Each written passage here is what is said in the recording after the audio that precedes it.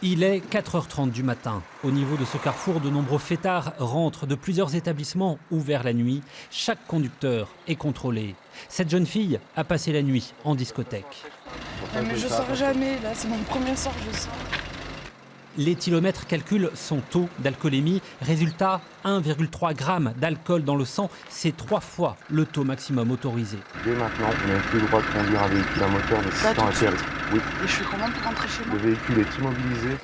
Cette conductrice a un besoin vital du permis de conduire pour son travail. Les conséquences seront donc lourdes. La voilà privée du permis.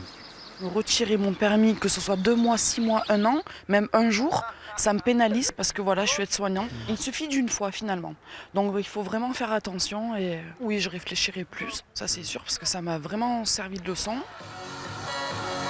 L'alcool au volant fait perdre tous ses réflexes en voiture. Surtout, il augmente le temps de réaction et induit en erreur le conducteur qui ne réalise pas les risques qu'il prend. Quand on voit les voitures arriver, on a des gens qui donnent des coups de frein, qui sont en plein phare, qui ne sont pas attachés. Justement, ça montre qu'ils ne sont pas totalement en mesure de maîtriser leur conduite. On fait des actions de prévention pour remédier à ce problème et que les gens prennent conscience que si on a bu, on ne conduit pas, quoi. Il faut trouver un conducteur qui n'a pas bu ou prendre un taxi. J'ai regardé, il y a quelques personnes qui sont rentrées en taxi cette nuit.